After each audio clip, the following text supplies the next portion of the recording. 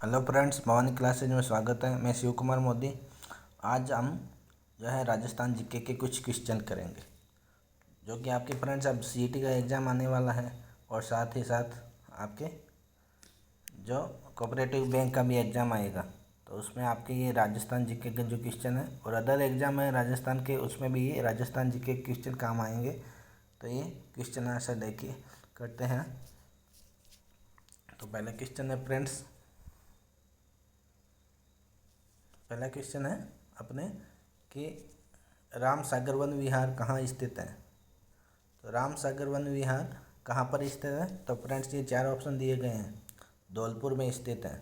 तो क्वेश्चन को अच्छी तरह समझिए, सुनिए, समझिए और बिल्कुल दिमाग में रखिए कि इसका आंसर क्या है। तो राम सागर वन विहार कहाँ है? धौलपुर में है फ्रेंड्स। इसके अलावा राजस्थान में नवाबों की नगरी के नाम से विख्यात है। नवाबों की नगरी, भारत में नवाबों की नगरी फ्रेंड्स लखनऊ को कहते हैं और राजस्थान में नवाबों की नगरी है टोंक, जो पूर्व की साइड में है। तो नवाबों की नगरी है टोंक, टोंक को नवाबों की नगरी कहते हैं राजस्थान में। इसके अलावा अब राजस्थान का अबुल फजल किसे कहा जाता है? तो इस तरह के क्वेश्चन फ्रेंड्स बहुत बार आते हैं। किसी का उपनाम जो होता है वो, इस तरह के क्वेश्चन बहुत बार आते हैं, या फिर वो बुक है वो किसने लिखी है, इस तरह के क्वेश्चन आते हैं। तो राजस्थान का अबुल फजल किसे कहा जाता है? तो ये चार ऑप्शन है, इसमें आंसर होगा मोहम्मद नैण सिंह। ये आंसर होगा मोहम्मद नैण सिंह, राजस्थान का अबुल फजल कहलाते हैं। इसके अलावा है राजस्थान की सबसे बड़ी खारे पानी की जल की झील कहाँ है? खारे पानी की झील की सबसे बड़ी कौन सी है? सांबर है जो जयपुर में है, या डीडवाना है, या पंचभद्रा है जो अब बाड़मेर बालोतरा में हो गई है, और लूणकरणसर है बीकानेर जिले में। तो कौन सी सबसे बड़ी है? सांबर झील है। सांबर झील खारे पानी की सबसे बड़ी झील है, ये ध्यान में रखनी है। आसान क्वेश्चन है लेकिन कई बार आ भी जाते हैं ज़्यादातर, और कोऑपरेटिव में तो वैसे भी आसान आते हैं। दूसरी बात है कि बाकी एग्जाम्स में भी कई बार आसान पूछ ले जाते हैं। तो ये बेसिक क्वेश्चन आपको ध्यान रखने की ज़रूरत है। इसके अलावा जयपुर नगर की स्थापना 1727 में किसने की थी? तो ये चार ऑप्शन है, इसमें से क्या होगा? सवाई जय सिंह जी ने की, से सी आंसर होगा। तो सवाई जय सिंह जी ने जयपुर की स्थापना की थी, सवाई जय सिंह जी। इसके अलावा है संगीत सार के लेखक हैं। अभी बोला था कि लेखक और ये ज़्यादा ही पूछते हैं क्वेश्चन, एक या दो या तीन भी आ जाते हैं कई बार क्वेश्चन राजस्थान के एग्जाम्स में। तो लेखक को याद करना बहुत ज़रूरी है। तो संगीत सार के लेखक कौन है? तो संगीत सार के लेखक है सवाई प्रताप सिंह। सवाई प्रताप सिंह जी वही है जो कि जिन्होंने हवा महल का निर्माण कराया था। तो सवाई प्रताप सिंह जी हैं संगीत सार के लेखक हैं। आप देख रहे हैं गूगल में जाकर कि सवाई प्रताप सिंह जी का हवा महल से क्या संबंध है। तो संगीत सार के लेखक हैं सवाई प्रताप सिंह जी, डी आंसर होगा। कीर्ति स्तंभ प्रशस्ति के रचयिता थे। प्रशस्ति का मतलब फ्रेंड्स होता है प्रशंसा करना। जैसे कोई पहले युद्ध और जीते थे तो स्तंभ बनवा देते थे, उसके ऊपर अपनी प्रशंसा लिखवाते थे। तो कीर्ति स्तंभ और विजय स्तंभ कहाँ है? ये चित्तौड़ में है। तो कुंभा ने इसमें लिखवाया था। तो कीर्ति स्तंभ प्रशस्ति के रचयिता कौन थे? जेता, सी आंसर होगा, जेता ने लिखा था। तो कीर्ति स्तंभ प्रशस्ति के रचयिता थे जेता। इसके अलावा महाराणा प्रताप की जन्मस्थली है, बिल्कुल इम्पोर्टेंट क्वेश्चन है और साधारण सा क्वेश्चन है। कौन सी है? कुंभलगढ़। कुंभलगढ़ में एक बादल महल है, मतलब किलों के अंदर भी अलग अलग महलों के नाम होते हैं, छोटे छोटे महल बने हुए होते हैं। तो कुंभलगढ़ के अंदर जो बादल महल है ना, वो महाराणा प्रताप की जन्मस्थली है।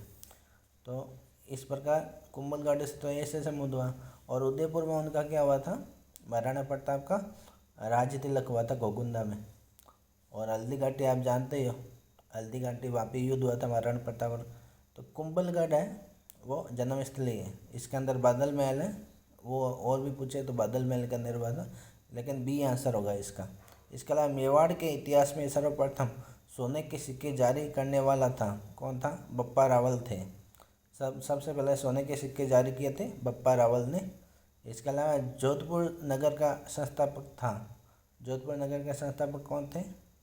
नाम से ही पता चलता है, राव जोधा थे। राव जोधा के पुत्र थे राव बीका।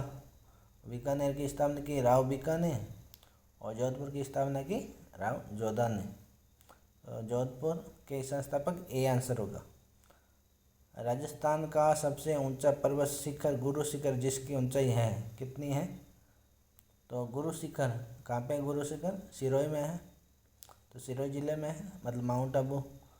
तो सिरोही ज़िले के अंदर गुरु शिखर है, तो गुरु शिखर की ऊंचाई कितनी है? डी होगा 1722 मीटर। ये इम्पोर्टेंट क्वेश्चन आंसर है, तो ये ध्यान में रखिए 1722 मीटर है। इसके अलावा पृथ्वीराज रासो का रचनाकार था। पृथ्वीराज रासो की रचनाकार कौन थे? चंद्रबरदाई।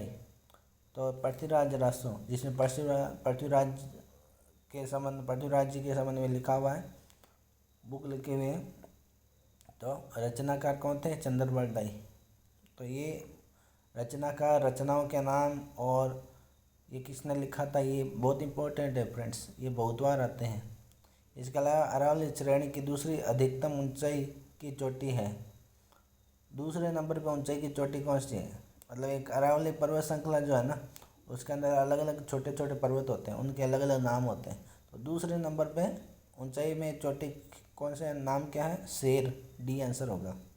इसके अलावा ये इम्पोर्टेंट है कि राजस्थान का भौगोलिक क्षेत्रफल कितना है?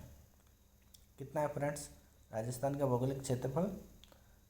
बी होगा 3,42,239, 3,42,239। तो ऐसे याद रखना है 342,239, 342,239 ये राजस्थान का क्षेत्रफल है भौगोलिक।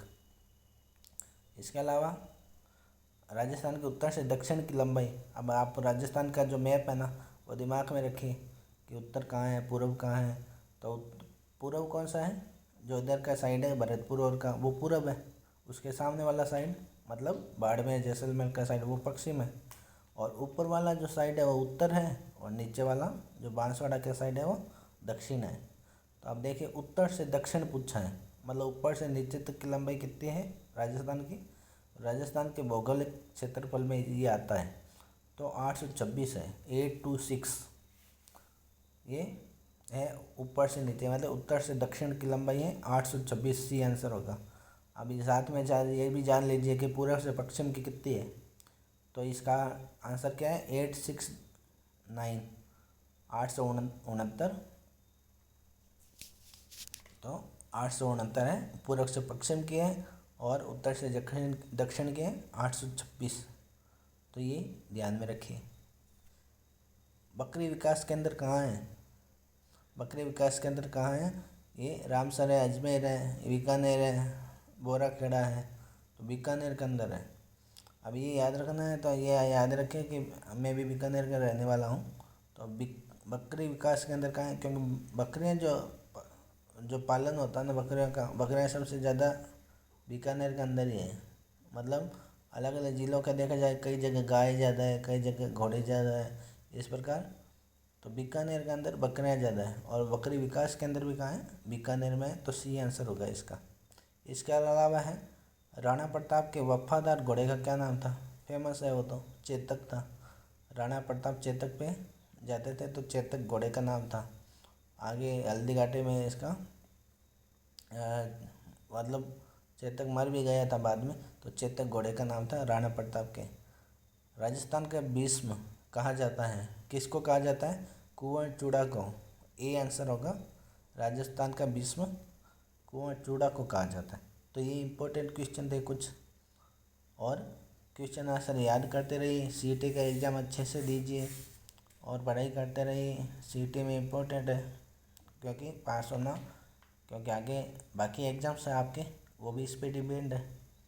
तो आप सीईटी पहले पास कीजिए। कई कोऑपरेटिव बैंक का पूछ रहे थे कि कब आएगी वैकेंसी, वो बता दिया गया पहले ही। तो 20 तक इंतज़ार करते हैं, जब तक आप कभी भी आ जाए।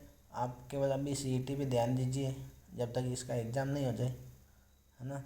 उसके बाद में आपको सफिशिएंट टाइम मिल भी जाएगा। वैसे भी कोऑपरेटिव बैंक का यदि आ गई वैकेंसी 20 तक, या पहले भी आ गई, तो 1.5 महीने आपको वैसे भी मिलेंगे, और 1.5 या 2 महीने में तैयारी अच्छी तरह हो सकती है, कोई दिक्कत नहीं है। तो हालांकि आपको ज़्यादा पढ़ना पड़ेगा, 8 या 10 घंटे, लेकिन तैयारी 2 महीने में हो सकती है कोऑपरेटिव बैंक की। तो पास होने लायक, मतलब सिलेक्शन लेने लायक।